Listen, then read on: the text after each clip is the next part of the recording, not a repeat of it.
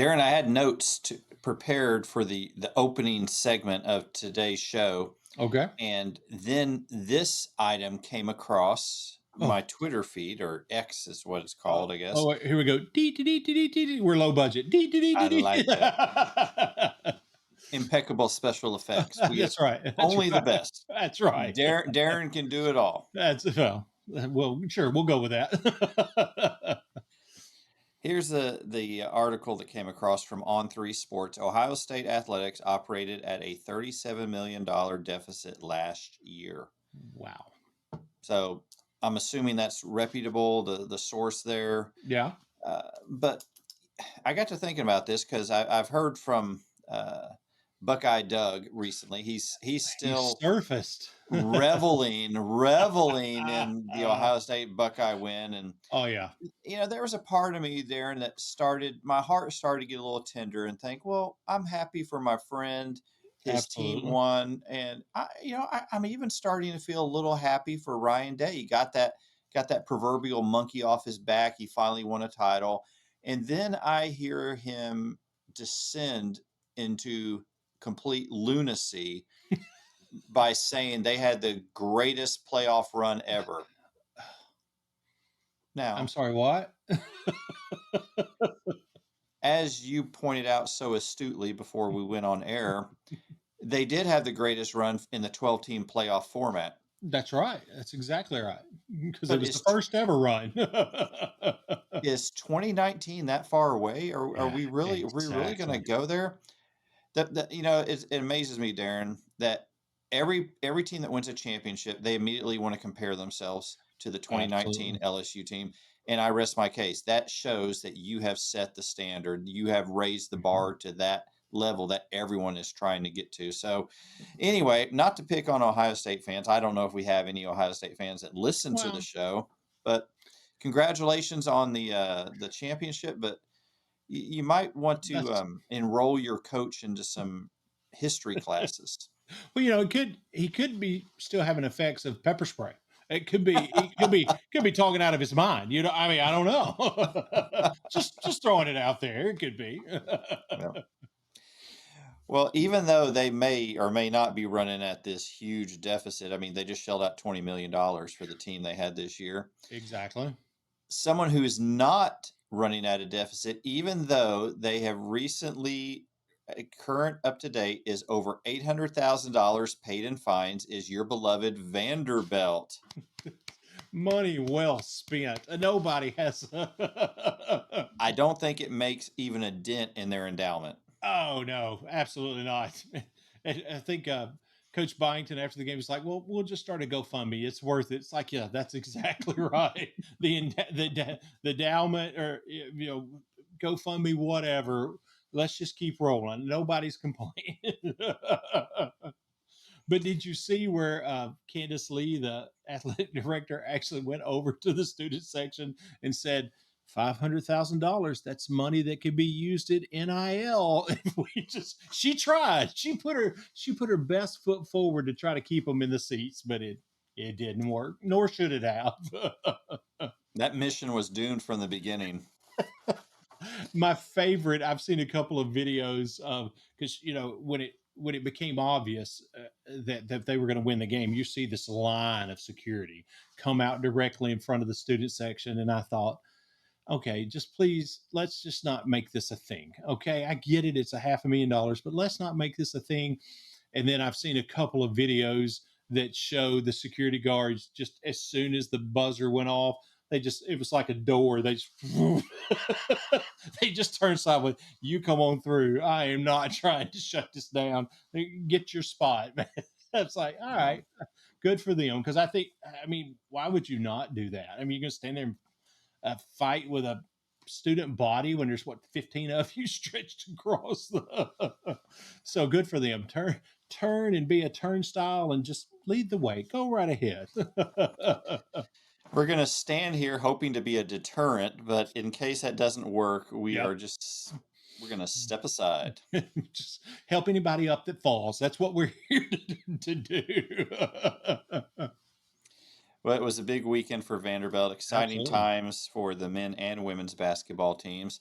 Speaking of basketball and staying in the state of Tennessee, we want to congratulate Tennessee Oh yeah. women's basketball coach Kim Caldwell on the Mhm. birth of her son. Congratulations. And as we're recording tonight, I believe she is coaching in the Lady Vols game against South Carolina.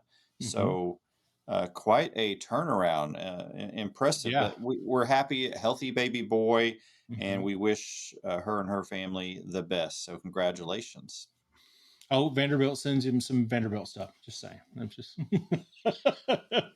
get him on the right path. Just When Coach Mulkey gave her a baby gift, it was not LSU. Okay, so that's so true. so Darren, dig deep and find your tact. Okay, what Yeah. what in the world? They just had a baby. And I'm wishing the best for him. I want him to be a Vanderbilt fan. I mean, what more do you want? Just saying. Moving on, we have our first preseason SEC baseball Oh poll yeah. has come out, and it's looking rather nicely for the SEC.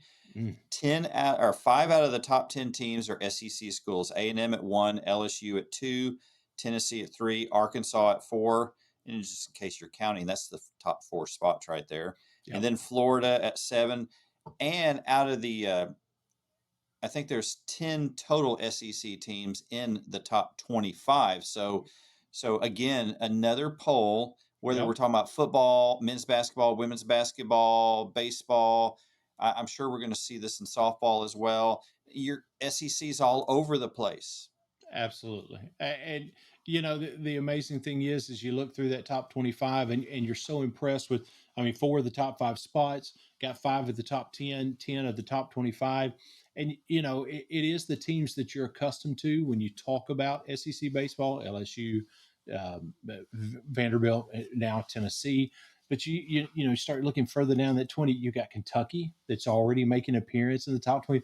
That's awesome, and it just shows you how incredibly strong the conference is getting year after year after year in baseball. Yes, very well rounded. Absolutely. We don't even talk about gymnastics on the show. We could talk about gymnastics. It's Yeah, it's that's right. it's And phenomenal. Track and field. I mean, we could go soccer. on and on Yep. different sports. Yep. So kudos to the SEC for an appearance yet in another poll. So let's go on and let's talk a little bit about SEC women's basketball. This past week, we had a huge matchup in Columbia, South Carolina. Hmm. That as LSU traveled to face the South Carolina Gamecocks, South Carolina prevailed by 10 points. It was a hard fought game. At the end, South Carolina proved to be too much. They're still Yep. king of the mountain, and nobody's knocked them off that perch yet. Overall, Darren, I thought it was a pretty good game. Of course, as an LSU fan, I would have desired a different Right. outcome, but that's a lot better than going to Columbia and getting pummeled by 20 points. And, So a and little you know, progress. definitely some progress, especially when you think back to a couple of years ago, what one of those highlight games kind of looked like.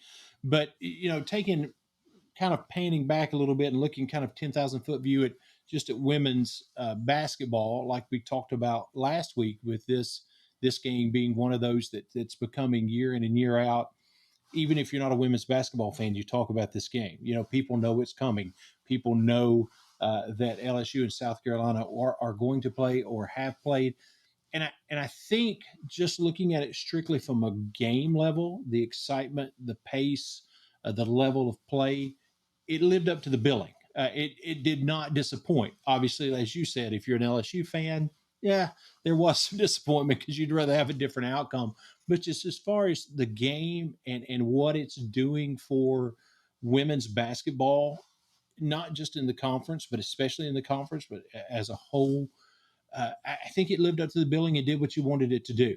It was a great, great game to watch with some exceptional play from some exceptional players. So it was really, really fun to watch. Agreed. Unfortunately, it was marred by an incident that happened Yeah. by the South Carolina DJ who Hmm. played a song by LSU player Flau'jae Johnson's deceased father. Hmm. Extremely poor taste, and then to post about it on social media. Very, very disturbing. I Yeah. think a line was crossed there. South Carolina Mhm. recognized that a line was crossed there. They issued a formal apology to Flage, to LSU, to everybody. Mhm. They suspended the DJ for one game.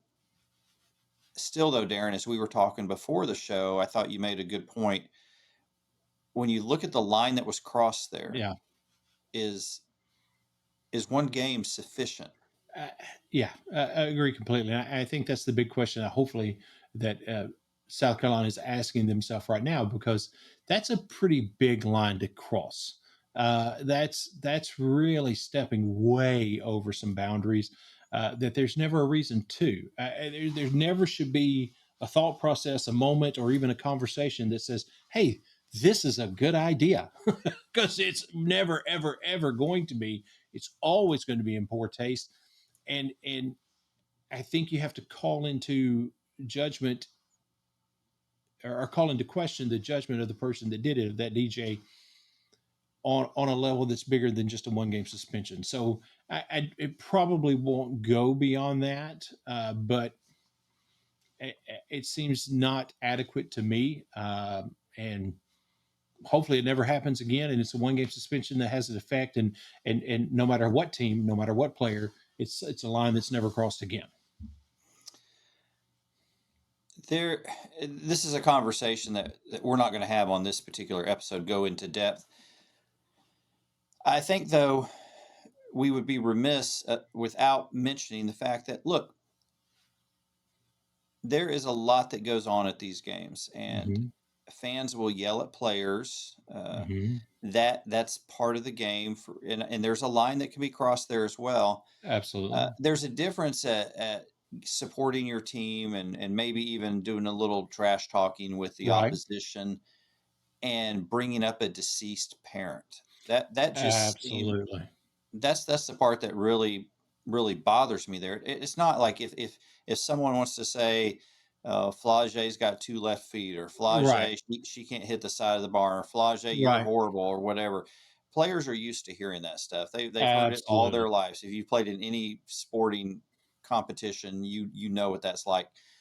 But there's certain lines you don't cross. When you Mhm. start bringing in, even if the parent's alive, I don't think I think that's a line you cross when you start talking about somebody's parents or someone's Right. children, but a deceased Absolutely. parent, that seemed particular heinous and in Yep. poor taste. Yeah, and if I'm South Carolina, I have an extra level of frustration that for me personally would lead to more than a game, because no matter what the press releases are after the fact, in that moment, everyone that was there and everyone that learned about it immediately afterward understood kind of what went on because of the social media posts, especially. It comes across as, it might not be the correct term, but as almost like a school endorsed. I mean, it's someone that's working on behalf of the school that does this. And to me, if I'm South Carolina, that really gets my attention, because it is so far over such a line that should never be crossed. That's where I come from with definitely should have been more than one game. Yeah, what it did was it took away from South Carolina's victory. South Absolutely. Carolina once again asserted its dominance, that we are the top team, women's basketball Absolutely. team in the SEC. Everybody was fixated on that. Look at that. South Carolina came in, they took care of LSU, they won by 10 points. Mm-hmm. Uh, the championship goes through Columbia. Yep. It went from that narrative to, what in the world was that DJ thinking? Why would they play that song? This is not. See, the Yep. focus is totally off of what happened in the game. Exactly. And I Exactly. think so. I think that's one reason South Carolina was so quick to come out and Agree. say, "Hey, this was wrong. We admit it." And I applaud them Yes, for very coming much out so. so quickly and dealing with it. So good for them. And like you Yep. said, let's hope that doesn't happen again. Absolutely. Well, let's look at SEC women's basketball rankings in the top 25. As we've already talked about, South Yep. Carolina is second overall, behind UCLA, which is still number one. And they're the ones that handed South Carolina their only loss of the year, I believe. Right. Yep. Absolutely. Texas at 5, LSU at 7, Kentucky at 12, OU at 13, Tennessee at 18, Alabama at 22, and looky there, You're your serious? Vanderbilt Oh my. Commodores women's basketball in the top 25. And I did not do the research about the last time that happened. They may have had an appearance every once in a while, but it's been a while because, man, before Shea Ralph got there, whew, there was some rough rough years in Vanderbilt women's basketball. So it's nice to see them get there. You don't put marks on your wall every time they didn't finish in the top 25. You can't just look and say, "Oh, it's been 7, 8." I've ran out of wall space. That was it was that rough. Well, let's move over to the men's side of things in the SEC and looking at the top 25. Uh, Auburn, boy, what a great game this past Oh weekend. yeah, Auburn and Tennessee, a thrilling game. And as you yeah. mentioned, showcased by maybe the player of the year in the Oh SEC. yeah. I don't see how he's not. Janai Broom is just so. I mean, if you watched that injury a couple of weeks ago, I don't remember who they were playing, but when he went down and that ankle, it just, I mean, it makes you hurt. Like, oh, and he's come back at a really good pace. You could obviously tell that he was still very much hampered by it and bothered by it. There's no doubting that, but he still just is such a talent and just takes up so much space and dominates on such a level. It's just, even with a one and a half legs, I guess you would say, he still was so incredible to watch. And I got to give props to the Tennessee team that they fought hard. Um, it's a guy Siegler. I've mentioned his name out of fear and desperation as a Vanderbilt fan at times, but you got to give that dude his props, man. There's a difference in that team when he is on the floor, and you can see it. It was a fun game to watch. I thought it was interesting. I believe it was earlier today. Jay Billis from ESPN made the statement that the SEC championship, I'm paraphrasing what he said, is going to be harder to win than the national championship this year. You know, when you look at the way these teams are stacking up and how many people are sitting there with 3 losses, 4 losses, 2 losses, I think it's a valid point. This is a strong conference this year. Yeah.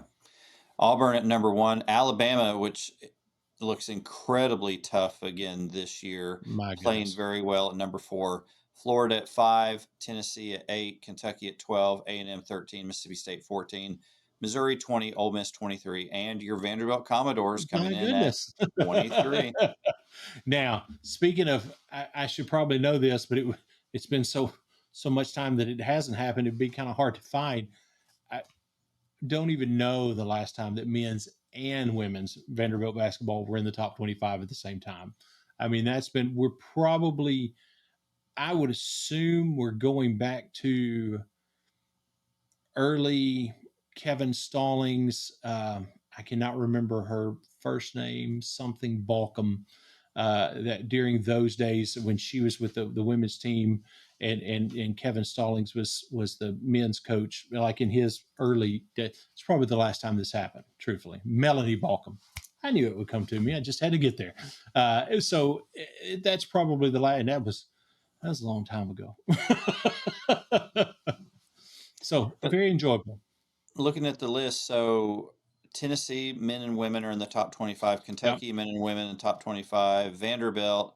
Uh-huh. Who is there anyone else? Is Are the Alabama? Are the Uh, Florida women in the top? No, they're not in the top no, but 25. is Alabama women in the top 25? Alabama. So Yeah, yeah, Alabama's, how about that? Wow. yeah.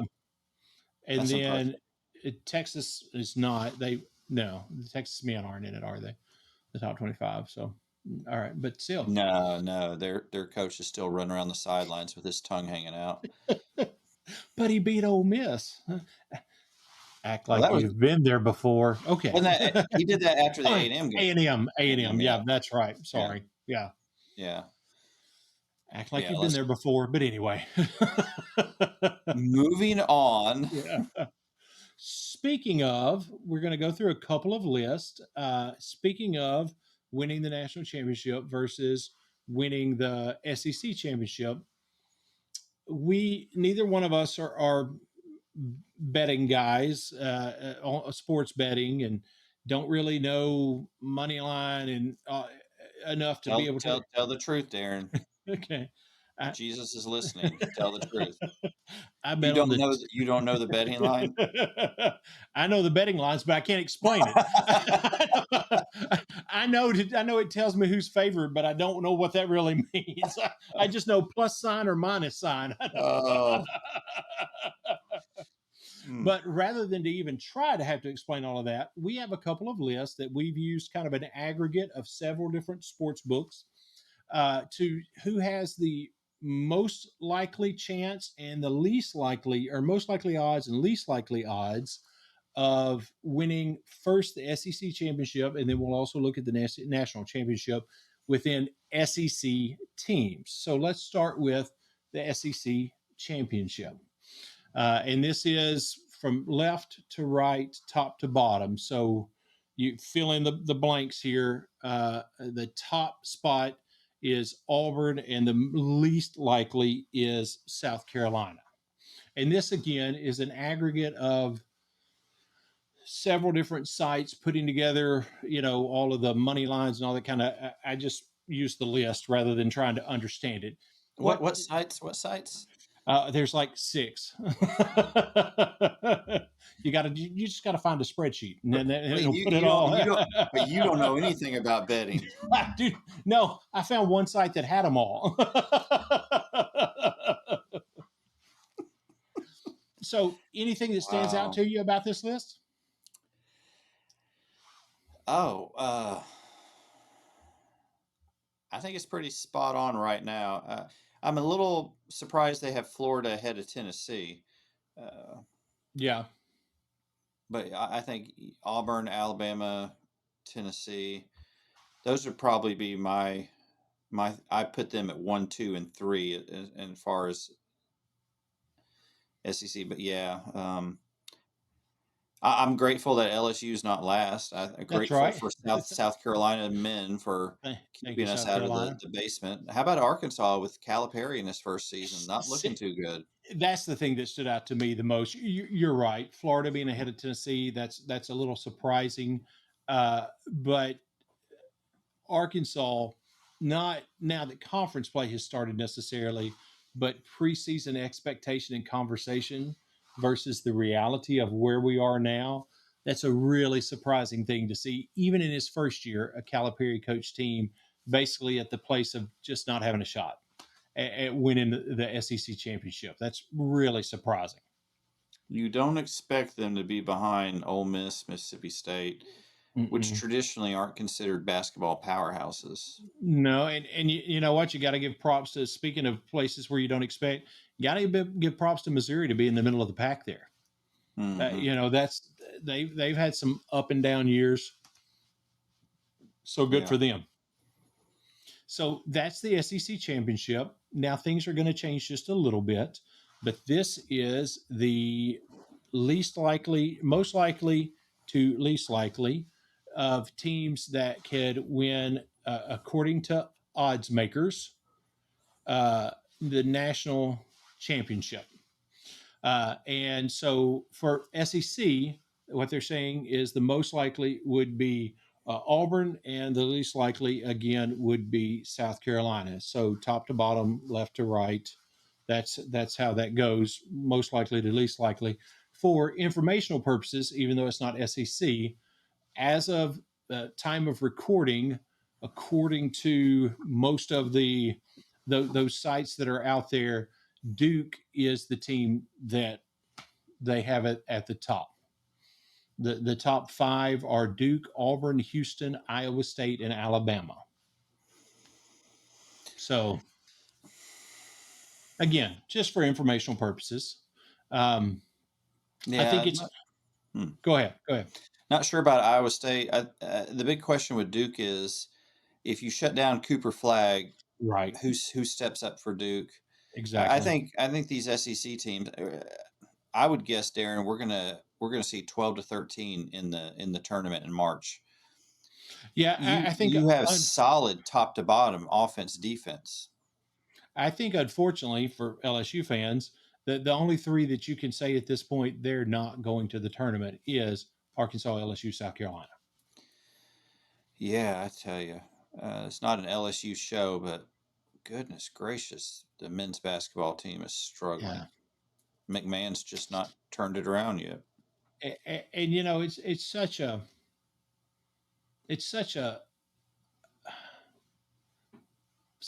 inexact science, I guess is the words I'm looking for, because if you think about it honestly, regardless of records or history or anything like that, when you look at McMahon and you look at Mark Byington that's at Vanderbilt, it's a very similar, coming from not at an SEC level, taking a step up based on success that had been experienced at that level. They had proven themselves to be able to dominate, not just win, but to dominate at the level they were on.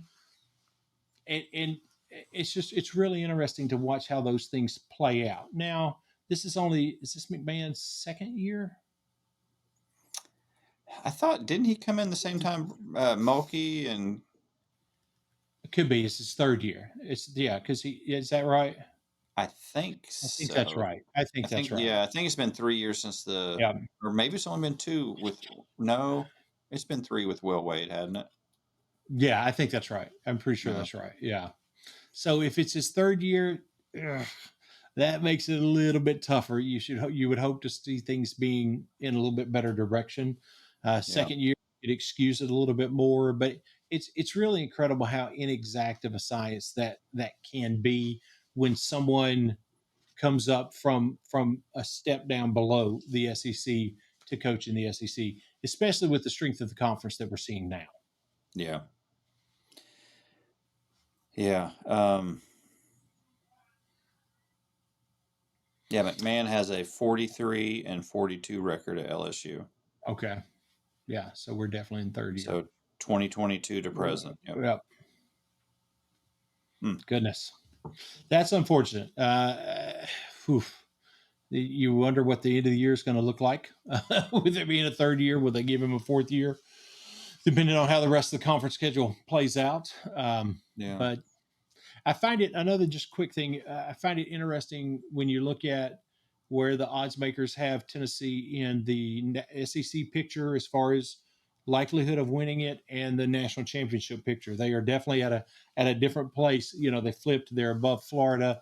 Alabama's at a little bit of a different place. So I find that interesting that to me, why that stands out is it's an acknowledgement of how strong the conference is.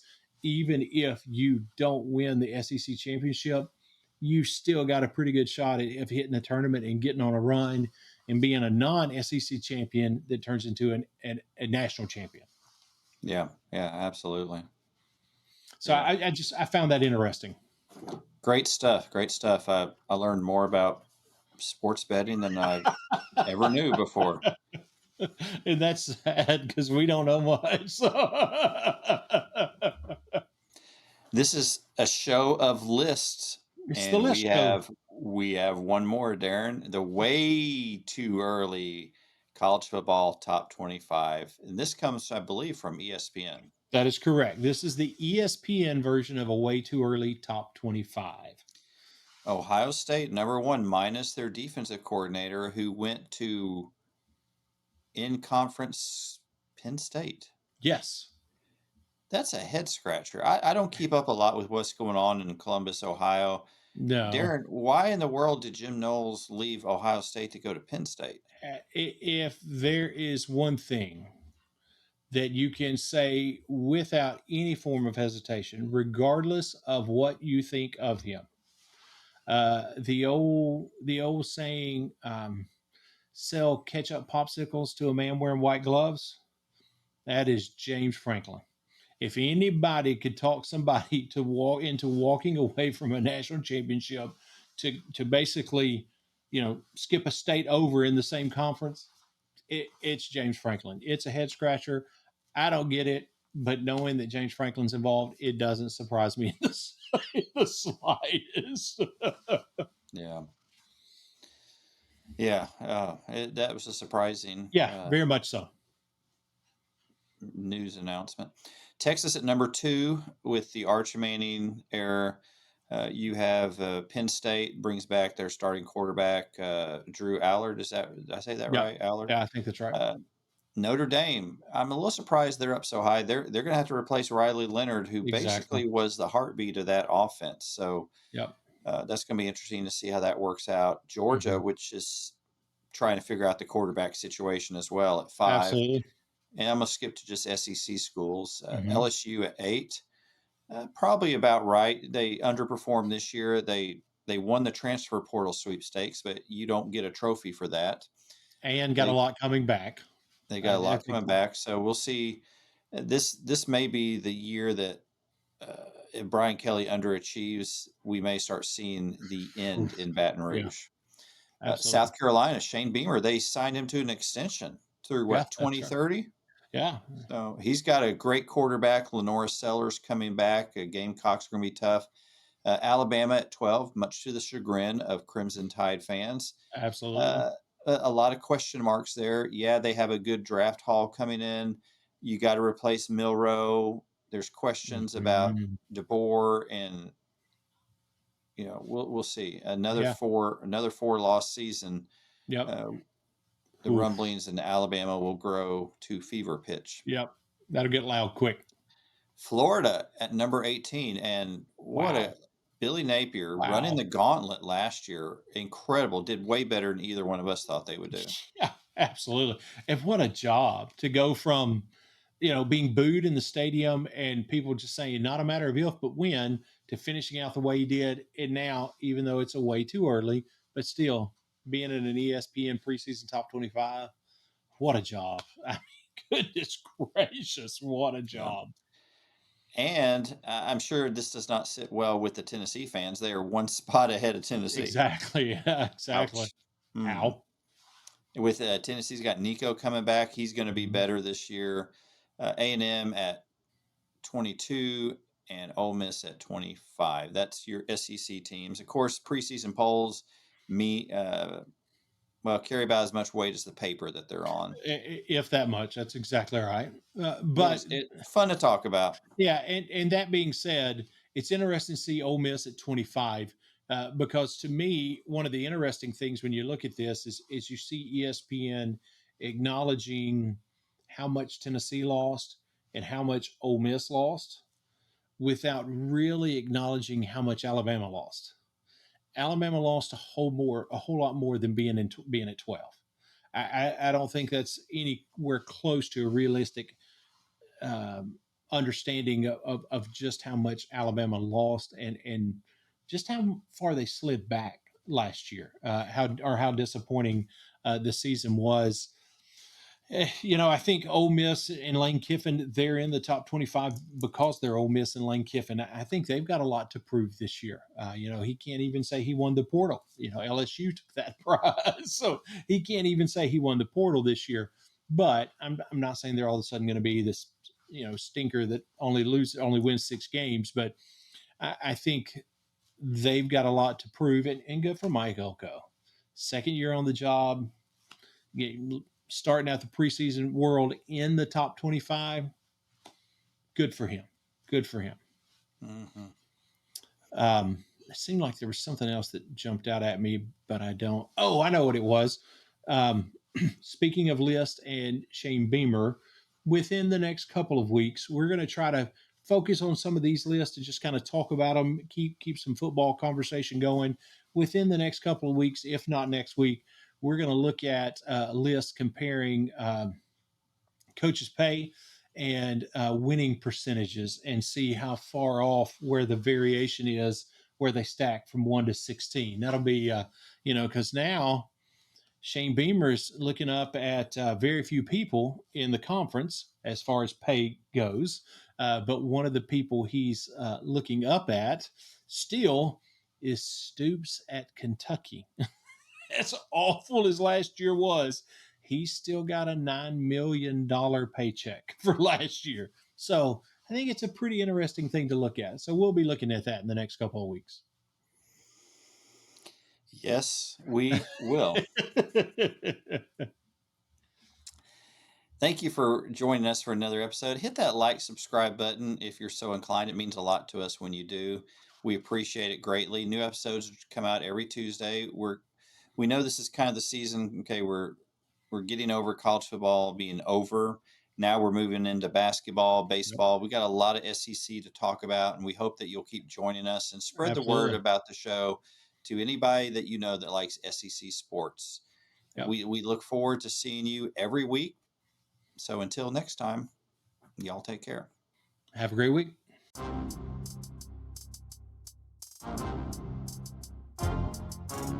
Thank you for making the Brew and Shaver Sports Podcast your go-to sports show. Be sure to subscribe, rate, and review our show if you haven't already. Your feedback is important. Let us know what you think about this week's show. Send an email to brewandshavers@gmail.com or text to our text line, 318-390-3599. We look forward to hearing from you. Thank you again for listening to the Brew and Shaver Sports Podcast. See you next week.